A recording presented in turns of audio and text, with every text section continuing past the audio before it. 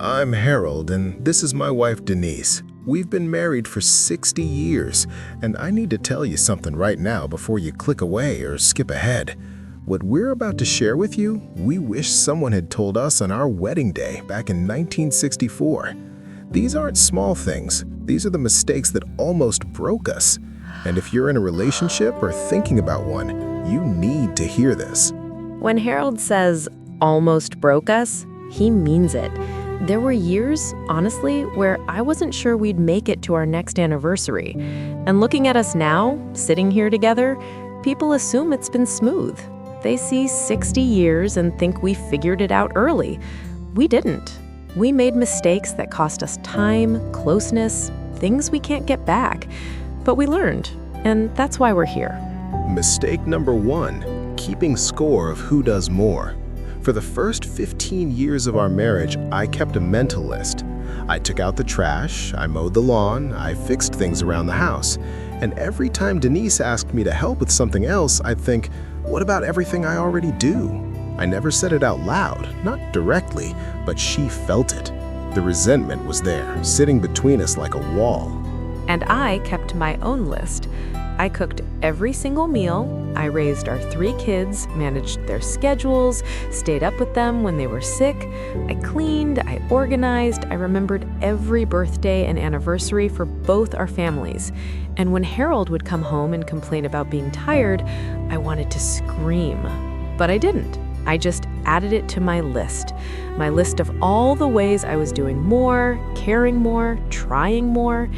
It poisoned us. Because marriage isn't a transaction.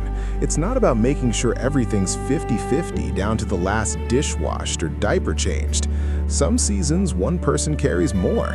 When I had that injury back in 1983 and couldn't work for 4 months, Denise carried everything. She worked double shifts as a nurse, came home, took care of me, took care of the kids.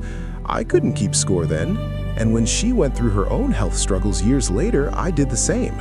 But we wasted so many years before that measuring, comparing, building resentment over who sacrificed more.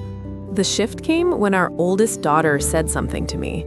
She was maybe 30 at the time, having her own marriage troubles, and she said, "Mom, do you and Dad even like each other?"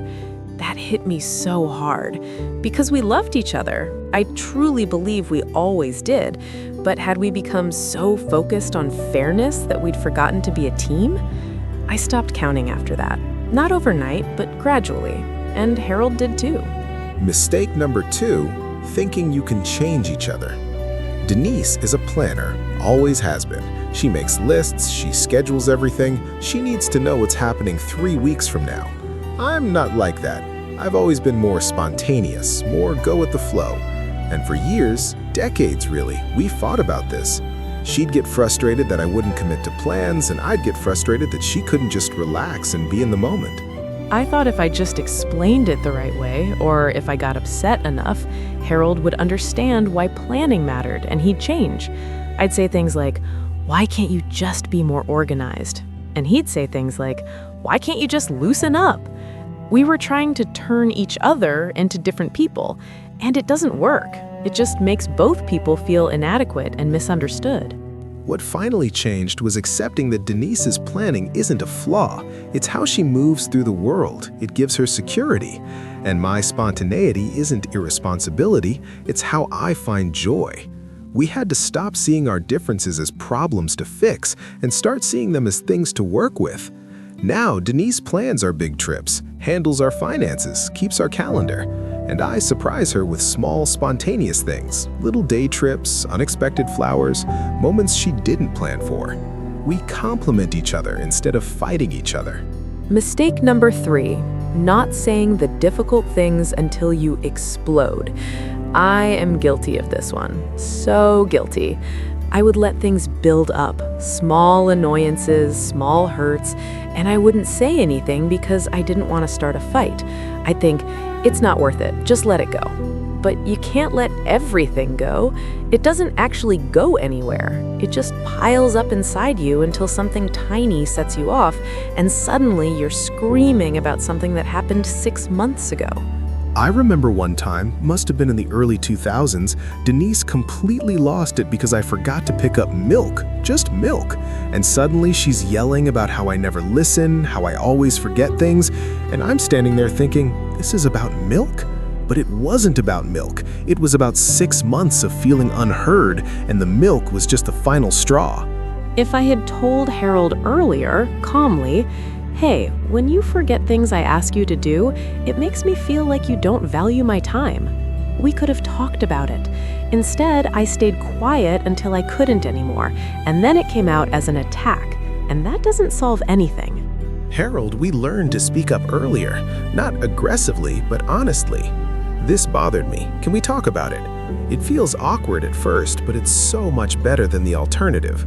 The difficult conversations don't have to be fights, they can just be conversations. Mistake number 4, thinking your marriage can run on autopilot. After about 25 years, we fell into this routine. We knew each other so well, we'd been through so much, and we just assumed the relationship would sustain itself. We stopped dating each other. We stopped really talking beyond logistics. Who's picking up groceries? What time is the dentist appointment? Did you pay the electric bill? We became roommates who occasionally slept together. And the scary thing is it happened so gradually we didn't even notice.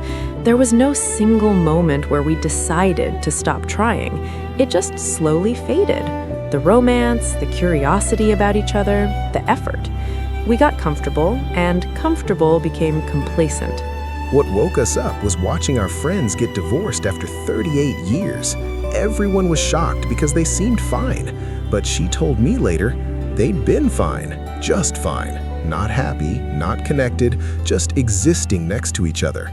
And one day she realized she didn't want to spend her remaining years just existing. That terrified me. So we made changes. We started having dinner together at the table, not in front of the TV. We started asking each other real questions again. What are you thinking about? What's something that made you happy this week? We started going for walks together in the evenings. Just 20 minutes, but it was time that was ours. And we started bringing back date nights. Not fancy, but intentional time. Sometimes it's just driving to get ice cream and sitting in the car talking. Sometimes it's playing cards at the kitchen table. But it's time where we focus on each other, on us, not on tasks or obligations. Your marriage needs attention. It needs care. It won't thrive if you ignore it. Mistake number 5, forgetting that you're on the same team. This one's big. When we argued, especially in the middle years, it felt like we were opponents, like we were each trying to win, to prove we were right and the other person was wrong. Every disagreement became a battle, and battles have winners and losers. But marriage doesn't work like that. If one person wins and one person loses, you both lose, because you're supposed to be partners, moving through life together, not competitors trying to defeat each other. I think the turning point was when our middle son was going through a really hard time. He'd lost his job, his marriage was falling apart, and he moved back in with us for a few months.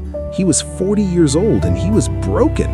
Denise and I had different ideas about how to support him, but we couldn't fight about it. This was our son. So we talked, really talked. We listened to each other, we compromised. And helping Daniel reminded us that we're a team. We're not Harold versus Denise, we're Harold and Denise together, facing whatever comes. Every problem, every decision, every challenge, we're supposed to tackle it together.